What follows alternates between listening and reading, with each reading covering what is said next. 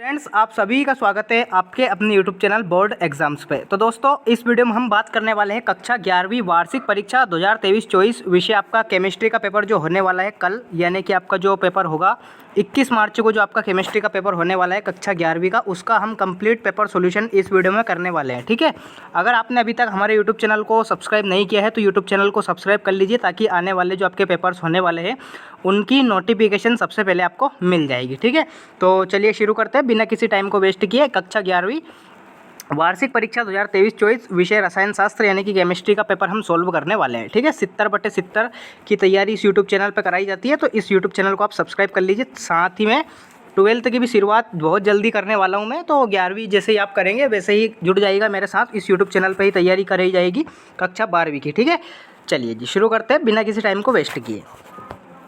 ये निर्देश आप देख सकते हैं, सभी प्रश्न हल करना अनिवार्य है, ये सारे पढ़ सकते हैं। चलिए शुरू करते हैं। पहला क्वेश्चन क्या है आपका, सही विकल्प का चयन करके आपको लिखना है। पहला क्वेश्चन है आपका, 1 मोल हाइड्रोजन परमाणु में हाइड्रोजन परमाणु की संख्या कितनी होती है।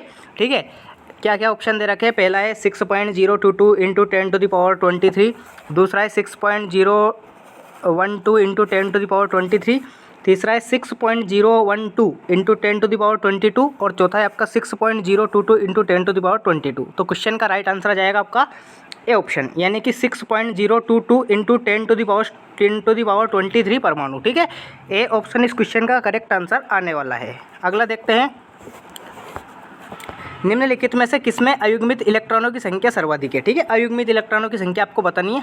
पहला है आपका V23, दूसरा है Fe यानी कि लोहा 26, तीसरा है क्रोमियम 24, चौथा है टाइटेनियम 22। ठीक है, तो क्वेश्चन का राइट आंसर आ जाएगा आपका सी ऑप्शन, यानी कि क्रोमियम 24। ठीक है, आप बहु का ये एक अपवाद भी होता है आप बहु सिद्धांत का। ठीक है, तो ये भी आप याद रखिए। साथ ही में सी ऑप्शन इस क्वेश्चन का राइट आंसर आ जाएगा।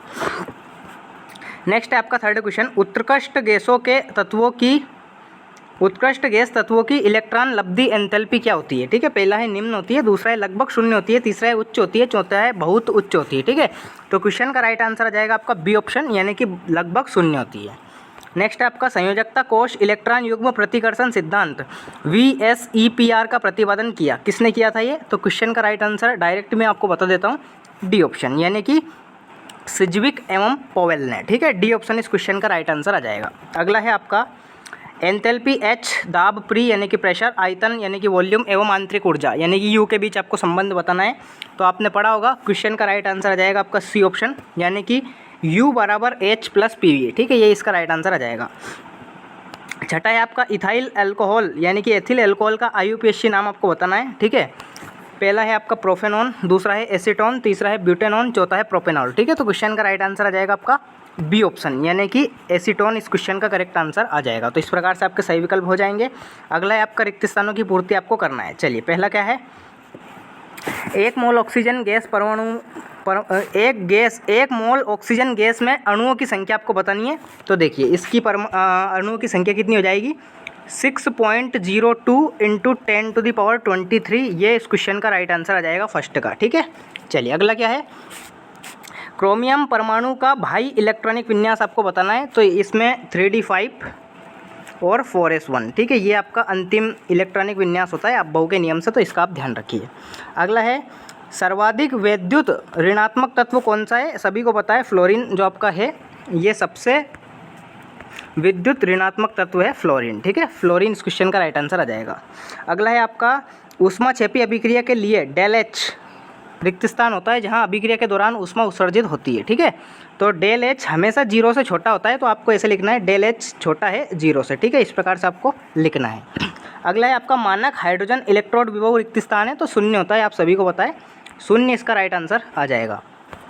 लास्ट है आपका एनिलीन का शुद्धिकरण रिक्त स्थान आसवन से किया जाता है। तो एनिलीन का जो शुद्धिकरण है वो आपका किया जाता है काई से, वाष्प आसवन से। ठीक है, तो वाष्प आपको यहाँ पे लिखना है वाष्प। ठीक है, वेपर, वाष्प आसवन से किया जाता है, तो ये इस क्वेश्चन का राइट आंसर आ जाएगा। तो इस प्रकार से आपके रिक्त स्थान हो जाएंगे।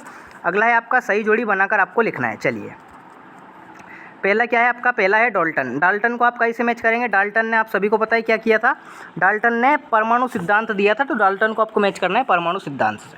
दूसरा है आपका शून्य समूह की विद्युत ऋणात्मकता। शून्य समूह की विद्युत ऋणात्मकता कितनी होती है, शून्य। ठीक है, द्विध्रुव आघूर्ण का फॉर्मूला आप सभी को पता है क्या होता है, E × D। चौथा है आपका U प्लस पी मतलब बराबर क्या होता है, H होता है, ठीक है। लास्ट है आपका इलेक्ट्रोमेरिक प्रभाव कैसा होता है, अस्थायी प्रभाव होता है, ठीक है। तो इस प्रकार से आपकी जोड़ी हो जाएगी। अगला देखते हैं, सत्य असत्य का चयन करके आपको लिखना है। पहला है सिग्मा बंध पाई बंध से दुर्बल है, नहीं, सिग्मा बंध जो होता है आपका ये पाई बंध से कैसा होता है, प्रबल होता है, ना कि दुर्बल, ठीक है। तो असत्य इस क्वेश्चन का आपको करेक्ट आंसर आ जाएगा। पहले में क्या आ जाएगा, असत्य, ठीक है, फॉल्स। सेकंड है आपका वाष्पन की ऊष्मा सदैव धनात्मक होती है, बिल्कुल सही बात है, वाष्पन की ऊष्मा सदैव धनात्मक होती है, सत्य आ जाएगा। अगला है आपका कार्बोनिल यौगिक नाभिक स्नेही प्रतिस्थापन अभिक्रिया देते हैं, ठीक है। तो कार्बोनिल जो यौगिक होते हैं वो नाभिक स्नेही प्रतिस्थापन अभिक्रिया देते हैं, बिल्कुल सही बात है, सत्य आ जाएगा। आवर्त में परमाणु वृद्धि के साथ परमाणु का आकार बढ़ता है, नहीं, आवर्त में परमाणु वृद्धि के साथ परमाणु का आकार घटता है, ना कि बढ़ता है, ठीक है। तो असत्य आ जाएगा। पांचवा है आपका विकर्ण संबंधित तत्वों में विद्युत ऋणात्मकता के मान लगभग समान होते हैं, सही बात है, सत्य आ जाएगा। यदि किसी जलीय विलयन के पीएच मान का शून्य हो, पीएच का मान शून्य हो तो वह अविलयन अम्लीय होगा, सत्य है, ठीक है। इसमें भी आपका सत्य आ जाएगा। इस प्रकार से आपके सत्य सत्य हो जाएंगे। अगला है आपका एक शब्द में या एक वाक्य में उत्तर आपको देना है। पहला है डी ब्रोगली समीकरण क्या है, तो डी ब्रोगली समीकरण आप सभी को पता है, लैम्बडा बराबर H इंटू MV, ठीक है। ये इस क्वेश्चन का राइट आंसर आ जाएगा, ठीक है। MV क्या होता है, संवेग होता है, तो P से भी आप लिख सकते हैं H इंटू P। अगला है आपका नाइट्रोजन तथा ऑक्सीजन में किसकी इलेक्ट्रॉन ग्रहण एंथैल्पी लगभग शून्य है, तो नाइट्रोजन तथा ऑक्सीजन में नाइट्रोजन की जो इलेक्ट्रॉन ग्रहण एंथैल्पी है वो शून्य होती है, ठीक है। नाइट्रोजन इस क्वेश्चन का राइट आंसर आपको लिखना है, नाइट्रोजन। अगला है आपका LaCO का पूरा नाम, तो LaCO का नाम मैं बता देता हूँ। देखिए L से होगा आपका लीनियर, C से होगा आपका कॉम्बिनेशन, ठीक है, linear combination of atomic orbits, ठीक है, ये ऑर्बिटल्स भी आप लिख सकते हैं। तो इस प्रकार से इसका आंसर आ जाएगा, linear combination of atomic orbits, ठीक है, LaCO, या फिर आप चेंज करके भी लिख सकते हैं, linear atomic of combination orbits, ठीक है। इस प्रकार से भी आप लिख सकते हैं। पेपर क्रोमेटोग्राफी किस नियम पर आधारित है, तो ये होती है आपकी विभाजन के सिद्धांत पर, काई पर, विभाजन के सिद्धांत पर, ठीक है, विभाजन के सिद्धांत पर। ये इस क्वेश्चन का करेक्ट आंसर आ जाएगा, विभाजन के सिद्धांत पर। कैल्शियम कार्बाइड जल के साथ अभिक्रिया करके कौन सा हाइड्रोकार्बन देता है, तो ये देता है C2H2, ठीक है, C2H2। इसका नाम क्या होगा, इसका नाम होगा एथिन, क्या होगा, एथिन, ठीक है। ये इस क्वेश्चन का राइट आंसर आ जाएगा। अगला क्वेश्चन देखते हैं, छठा क्वेश्चन है आपका मोल संकल्पना क्या है या मोल क्या है आपको बताना है, अथवा है मूल अनुपाती सूत्र और अणुसूत्र में दो अंतर स्पष्ट कीजिए, बिल्कुल आप लिख सकते हैं। सीमांत अभिकर्मक को परिभाषित करना है आपको, डिफाइन लिमिटिंग रिएजेंट, या फिर एवोगाड्रो नियम क्या है, ठीक है। अगर आपको इनके आंसर्स नहीं पता है तो कमेंट बॉक्स में ज़रूर बताइए, साथ ही में यूट्यूब चैनल को सब्सक्राइब कर लीजिए अधिक से अधिक मात्रा में, तो इसका एक सॉल्यूशन का वीडियो मैं अपलोड करने वाला हूँ अभी, ठीक है, अगर आपने अच्छा रिस्पॉन्स दिया। नेक्स्ट है आपका N+1 नियम उदाहरण सहित समझाइए। प्लांक का क्वांटम सिद्धांत क्या है, ठीक है, सभी को पता है प्लांक का क्वांटम सिद्धांत फोटॉन से संबंधित है, E बराबर H नो, जहाँ H प्लांक कांस्टेंट होता है, आप सभी को पता होगा। विकर्ण संबंध किसे कहते हैं, उदाहरण सहित समझाइए। N व O में किसकी आयनन एंथैल्पी कम होती है और क्यों, सभी को पता है नाइट्रोजन की कम होती है। द्विध्रुव आघूर्ण से आप क्या समझते हैं, sp2 संकरण उदाहरण सहित समझाना है आपको।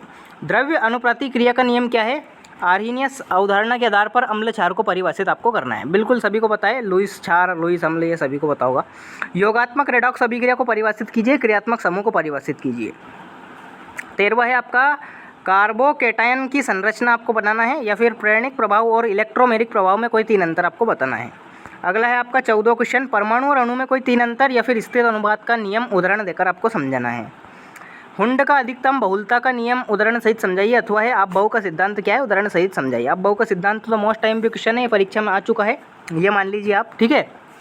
जो आपके इलेक्ट्रॉन होते हैं वो पहले न्यूनतम ऊर्जा वाले कक्षों में प्रवेश करते हैं, देन आपके अधिक ऊर्जा वाले उपकोष में प्रवेश करते हैं, ये इसका सिद्धांत है। मेंडेलीफ की आवर्त सारणी से दीर्घ आवर्त सारणी श्रेष्ठ क्यों है, डी और ए ब्लॉक के तत्वों को 3 सामान्य लक्षणों से तुलना कीजिए, अंतर बताना है आपको। हेस के स्थिर ऊष्मा संकल के नियम को उदाहरण सहित आपको बताना है, या फिर एंथैल्पी परिवर्तन तथा आंतरिक परिवर्तन को परिभाषित करते हुए इनमें संबंध स्थापित आपको करना है। आयनन ऊर्जा क्या है, आयनन ऊर्जा को प्रभावित करने वाले कारकों को समझाइए, कक्ष एवं कक्षक में 4 अंतर आपको बताना है। समावयवता किसे कहते हैं? स्थान समावयवता एवं क्रियात्मक समावयवता को उदाहरण सहित समझाइए। आयुपेशीय नाम आपको बताना है, संरचना भी देनी है, मार्च गैस, आयोडोफॉर्म, एसीटोन या ग्लिसरॉल। ठीक है, चारों को आपको बताना है।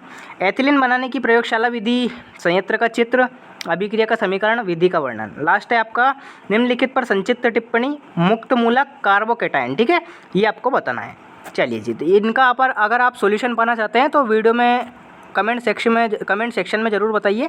साथ ही में चैनल को सब्सक्राइब कर लीजिए ताकि आने वाले वीडियो की नोटिफिकेशन सबसे पहले आपको मिल जाएगी। ठीक है, चलिए जी, ऐसे ही वीडियो पाने के लिए चैनल को सब्सक्राइब जरूर करें। साथ ही में 12th क्लास की भी बहुत जल्दी शुरुआत होने वाली है, तो इसलिए भी आप चैनल से जुड़े रहिए और अधिक से अधिक दोस्तों के पास शेयर कर दीजिए। मिलते हैं नेक्स्ट वीडियो में, तब तक के लिए टाटा बाय बाय।